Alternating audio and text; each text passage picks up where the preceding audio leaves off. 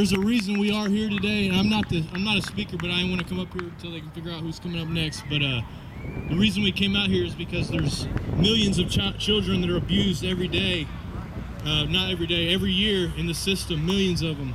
Okay, and they're not having a voice. We had millions of people show up to Michael Jackson's funeral, but there's children, millions of children dying every year. Okay, and we need to get active, and we need to stop this. I mean, there's a lot of ways it's happening. You're going to hear from a lot of speakers different things that they have to say about it, different expertise. We got lawyers, we got just different activists from different cities coming to speak.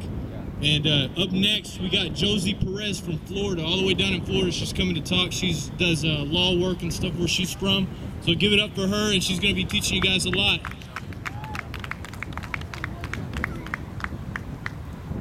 I'm going to be speaking on behalf of Dr. Shirley Moore, and she is the Vice President of Disclosure Watch US, and they're a watchdog, and we have 52 states. Each one has a representative. Shirley Moore, wherever you're at, I hope you're doing well. We are here today, and I want to greet everybody here. Thank God we've made it, to talk about children. We have over 500,000 children in foster care throughout the nation.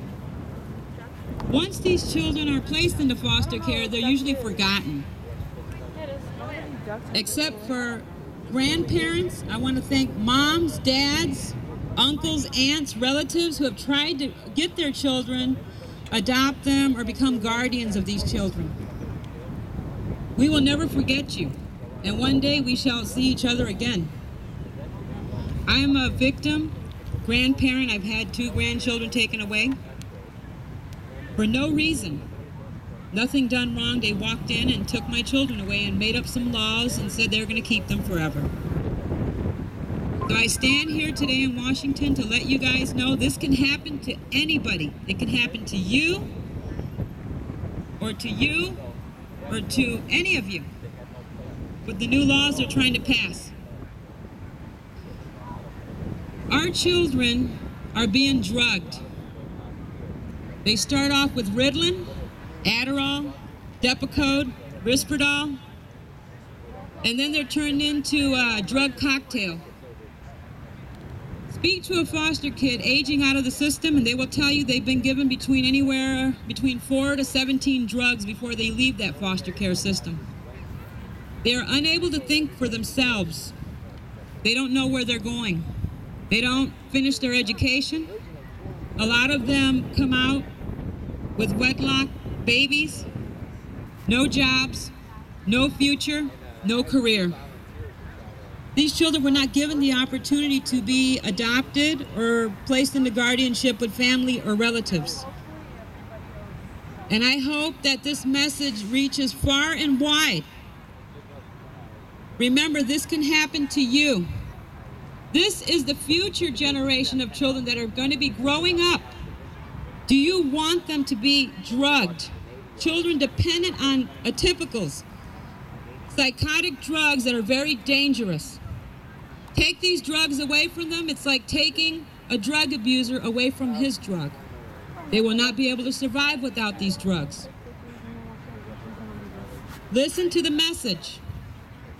Listen far and listen wide, because if the laws keep passing, this group, Child Protective Services, will be able to go to your home at random. They will be able to knock on your doors, and they will be able to inspect your children without your permission. They will be going into your schools and conducting psychiatric evaluations without your knowledge. And they will order you to have your children have a psychological, or the Department of Children and Families will come in and hold you in contempt, put you behind a courtroom, place you under their case plan, and charge you. And your name can be damaged and scarred forever. You don't have to commit a crime with this group. This is family court law. There is no lawful laws here when you're going into this courtroom. It's invented. And I want to thank TK and JP for allowing me to speak here today. Dr. Moore, we shall miss you this year. Robert Fields of Clearwater, Florida. We have Richard Davis, who lost his daughter, lost custody of his daughter. She was placed under heavy medication. He does not know of where her whereabouts are, hasn't seen her in 6 years. We have many families. Walter Wright lost his 2 children. These are Florida families. And I'm sure that many other families that will be speaking here today will tell you that it has happened to their family.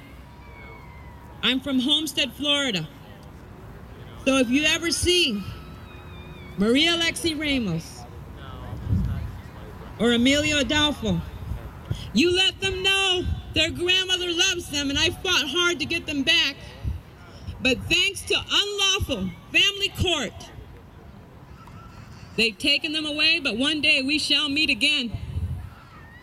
Thank you, God, and thank you, everybody.